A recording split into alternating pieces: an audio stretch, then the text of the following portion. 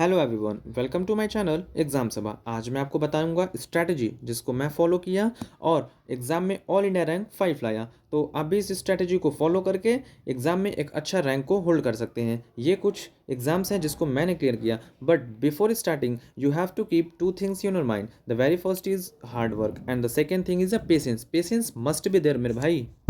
अब बात करते हैं टाइम टेबल की। तो टाइम टेबल कैसे बनाएं, ये हर किसी का डाउट होता है। टाइम टेबल जो बनेगा वो डेली शेड्यूल पे होगा। उसमें 3 कंडीशन हो, सोने और जागने का टाइम फिक्स होगा। ये फिक्स नहीं होता है तो आपके टाइम टेबल में इरेगुलरिटी आ जाएगी। रात में सोने से पहले अगले दिन का शेड्यूल बनाओ। ऐसा नहीं कि अगला दिन आ गया और सुबह 2 घंटे लेके बैठे हैं कि आज हमें क्या करना है। लास्ट पॉइंट, शेड्यूल आपका ऐसा होना चाहिए, period of time, point of time कभी भी ना बनाएं। मुझे आज 2 घंटे मैथ्स पढ़ने हैं, मुझे इंग्लिश में 2 वीडियोस कंप्लीट करने हैं, रीजनिंग के 100 क्वेश्चंस कंप्लीट करने हैं। ऐसे आपका होना चाहिए। इसमें आप 2 घंटे भी लगा सकते हैं, 3 घंटे भी लगा सकते हैं, लेकिन जब भी आप पॉइंट ऑफ टाइम शेड्यूल बनाते हैं तो उसमें आप टाइम को फिक्स कर लेते हैं। मुझे 7 से 9 मैथ्स पढ़ने हैं, तो जब भी 9 बजेगा आपका ध्यान घड़ी पे ही होगा कि 9 बजते ही मैं उठ जाऊँ। तो ऐसा आपको नहीं करना। I wish you understand it well now. अब बात करते हैं वीकली शेड्यूल का। वीकली शेड्यूल होगा मंडे टू फ्राइडे का। इसमें आप वही डेली शेड्यूल को फॉलो करेंगे जैसे भी आप पढ़ते थे कि सुबह करंट अफेयर्स वोकैब पढ़ लिए, दोपहर के टाइम मैथ्स लगा लिए, शाम में जीएस पढ़ लिए या रीजनिंग लगा लिए, उसे फॉलो करेंगे। लेकिन सैटरडे और संडे को आपको 2 दिन का रिजर्व डे रखना है। इस रिजर्व डे में आप पुरानी चीज़ों को रिवाइज करेंगे जितना भी आपने मंडे टू फ्राइडे को पढ़ा है, और साथ ही साथ आपको 2 mock test, minimum 2 mock test, अगर आप स्टार्टर बिगनर हैं तो आपको 2 मॉक टेस्ट या 1 मॉक टेस्ट जरूर लगाना है सैटरडे और संडे को। Now moving ahead to the sources that is free, जहाँ से मैं पढ़ा और आपके लिए बेस्ट होगा। मैं किसी का भी पेड क्लासेस नहीं लिया था, सिर्फ और सिर्फ यूट्यूब से पढ़ा था और टेलीग्राम की हेल्प लिया था। तो दिन की शुरुआत करते हैं करंट अफेयर से। करंट अफेयर्स में देखता था कुमार गौरव सर की फुल पत्ती क्लासेस। उस क्लास से मैं 2 चीज़ कवर करता था, करंट अफेयर्स और स्टैटिक पार्ट। लेकिन इसके बाद भी अगर किसी को स्टैटिक पार्ट में कब दिक्कत आती है तो उसके लिए मैं एक बुक प्रीफर करता हूँ, रोजगार विद अंकित सर का एक बुक आती है स्टैटिक बुक, वो बुक बेस्ट है, तो आप उसे ले सकते हैं। अब बात करते हैं वोकैब पार्ट की। वोकैब जो एग्ज़ाम में सबसे ज़्यादा वेटेज है इंग्लिश पोर्शन की। वोकैब में आपको अल्टरनेट डेज फॉलो करने हैं। फर्स्ट डे आपको one word substitution and idiom phrases learn करने हैं। सेकेंड डेज आपको साइनो एंड एंटे लर्न करने हैं। तो ऐसे आप 20-20 डेली करके इसको आप कवर अप कर सकते हैं।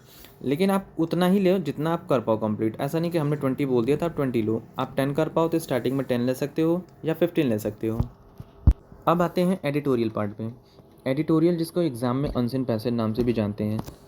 एडिटोरियल आप अगर डेली कर पाएँ तो ठीक है, नहीं तो फिर आप सैटरडे संडे जो आप रिजर्व डे रखे थे उस दिन आप एडिटोरियल कर सकते हैं। इसके लिए आप न्यूज़पेपर भी प्रीफर कर सकते हैं, द हिंदू है, द टाइम्स ऑफ इंडिया है।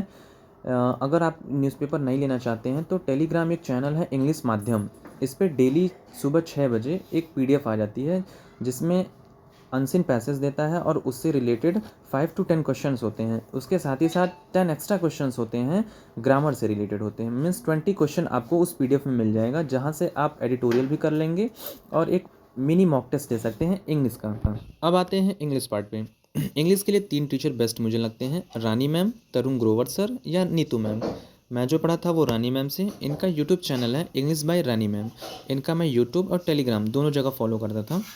मैं एक बेस्ट बैच बता रहा हूँ, ये बैच पेड बैच होगी, रानी मैम की समुद्र मंथन वोकैब बैच।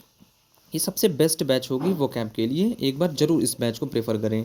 और इस बैच के बाद आप ब्लैक बुक लें। सबसे पहले आप सब बच्चे गलती करते हैं कि ये ब्लैक बुक ले लेते हैं। ब्लैक बुक से कोई लर्न नहीं कर पाता है। जब तक आपके पास 50% वोकैब आपका अपना खुद का नहीं होगा तब तक आप प्रेफर मत करें। और प्रैक्टिस तो आप कहीं से भी कर सकते हैं। अब आते हैं मैथ्स पे। मैथ्स के लिए 3 टीचर मुझे बेस्ट लगते हैं, अंकित भाटी सर, आदित्य रंजन सर या गगन प्रताप सर।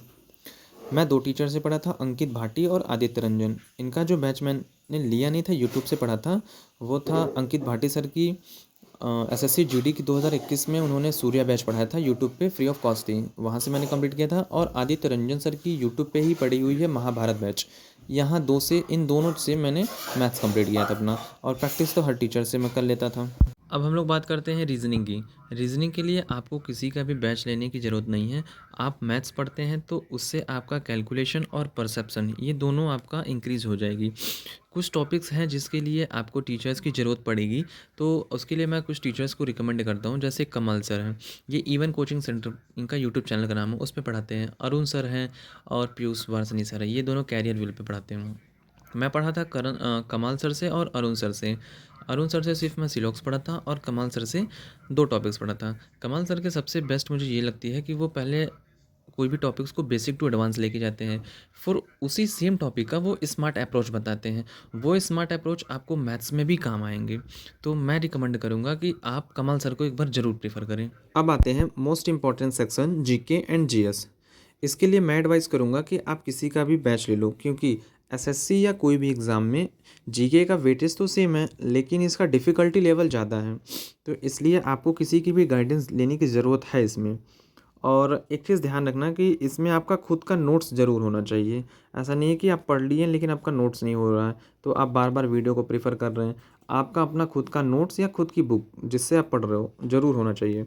कुछ टीचर्स हैं जिनको मुझे अच्छा लगता है, जैसे खान सर हैं, इनसे आप हिस्ट्री और साइंस पढ़ सकते हैं। पॉलिटिक्स, जियोग्राफ़ी, इकोनॉमिक्स या किसी भी टीचर को प्रेफ़र कर सकते हैं। एक टीचर है नवीन सर, ये अंकित भाटी सर की टीम में हैं, तो इनसे आप स्टैटिक पढ़ सकते हैं। रही बात मेरी अपनी की, तो मैं किसी भी टीचर से नहीं पढ़ा था, सिर्फ़ और सिर्फ़ लूसेंट से पढ़ा था। लूसेंट बुक जो आती है, सिर्फ़ उसी को मैं रटा था। साइंस में पहले से ही कंप्लीट किया था, क्योंकि 12th में मैं साइंस का स्टूडेंट था। अब बात करते हैं हम लोग कैलकुलेशन की। कैलकुलेटिव क्वेश्चंस एग्ज़ाम में अब ज़्यादा आ रहे हैं। अगर आपके कॉन्सेप्ट्स क्लियर हैं, टॉपिक क्लियर हैं, सिलेबस कंप्लीट है, लेकिन आपको कैलकुलेटिव क्वेश्चंस नहीं आ रहे हैं करने, कैलकुलेशन फास्ट नहीं है, तो कहीं ना कहीं आप सिलेक्शन से वंचित हो जाएंगे, क्योंकि कैलकुलेशन मेजर रोल प्ले कर रहा है एग्ज़ाम्स में। तो मैं आपको एक टीचर को प्रीफर करता हूँ, मोहित गोयल सर। इनका चैनल का नाम है मैथ्स बाय मोहित गोयल। ये अपने चैनल पे कुछ कॉन्सेप्ट्स पढ़ाए हैं, जैसे MG concept, LD method, DOS method, multiply, कैसे लंबे लंबे मल्टीप्लाई को इजी में हम लोग कर सकते हैं जल्दी, स्क्वायर एंड क्यूब रूट्स, ये सारी चीज़ें सिखाए हैं। तो आप इनके चैनल के थ्रू आप लोग अपना कैलकुलेशंस वहाँ से सीख सकते हैं मेथड, उसके बाद आप डेली प्रैक्टिस करिए बस। Thank you and wish you all the very best.